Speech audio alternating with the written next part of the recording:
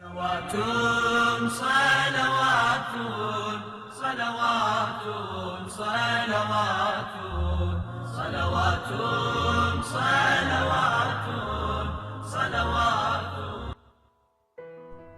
معاویہ کی موت کے بعد یزید نے مدینے کے حاکم کو ایک خط بھیجا کہ میں تجھے حکم دیتا ہوں کہ میری جانب سے فوراً امام حسین سے بیعت طلب کر، اور اگر انہوں نے بیعت دینے سے انکار کیا تو ان کا قتل کر دینا اور ان کے سر کو میرے پاس بھیجنا۔ حاکم مدینہ کو جب یہ خط ملا تو وہ بہت حیرت زدہ ہوا، کیونکہ جانتا تھا کہ حسین وہ نہیں ہے کہ یزید سے بیعت کرے، لیکن دوسری طرف سے کیسے ممکن تھا کہ یزید کے دیے ہوئے حکم کی نافرمانی کرے۔ اس لیے اس نے مروان سے مشورہ کیا اور دونوں اس نتیجے پر پہنچے کہ حسین کو دعوت دے اور ان سے یزید کی جانب سے بیعت طلب کرے۔ امام حسین کو جب یہ خبر ملی کہ یزید ان سے بیعت چاہتا ہے تو امام سمجھ گئے کہ معاویہ واصل جہنم ہو گیا، اور بنی امیہ کے لوگ یزید کے لیے حضرت کی بیعت چاہتے ہیں۔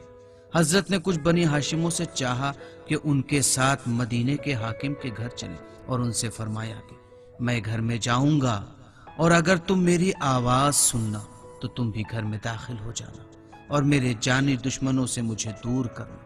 حضرت گھر میں داخل ہوئے اور دیکھا کہ ولید اور مروان دونوں ایک طرف بیٹھے ہوئے۔ حضرت نے فرمایا نزدیکی دوری سے بہتر ہے، اور کتنا اچھا ہو کہ ہم صلح اور خیر کا دامن تھامے رہیں، کہ خدا تمہارے درمیان صلح قرار دے۔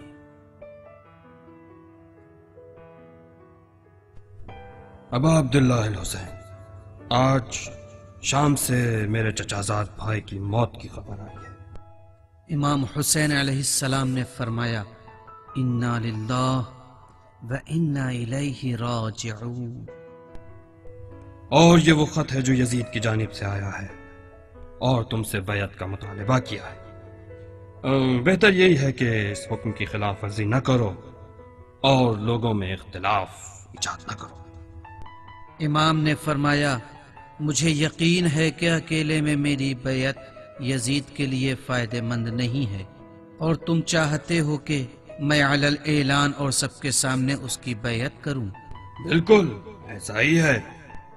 امام حسین علیہ السلام نے فرمایا مجھے اجازت دو تاکہ کل تک اس بارے میں کچھ سوچوں، میں تمہارا جواب کل دوں گا۔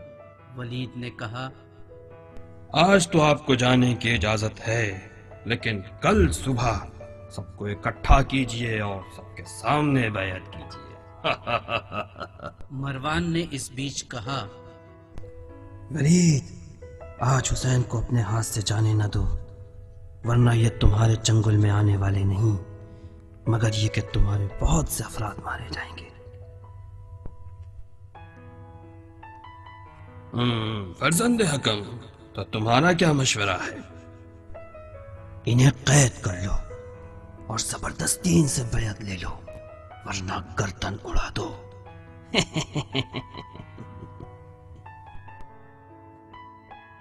امام حسین علیہ السلام نے فرمایا اے پسر ساتھ، تم مجھے مارنا چاہتے ہو یا وہ؟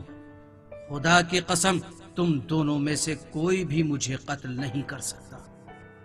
بنی ہاشم کے لوگ جو گھر کے باہر جمع تھے امام کی بلند آواز سن کر اپنی تلواروں کو لے کر اندر داخل ہو گئے۔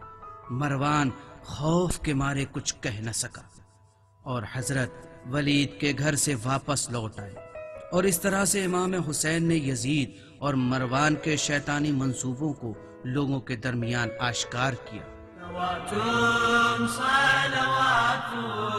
صلوات صلوات صلوات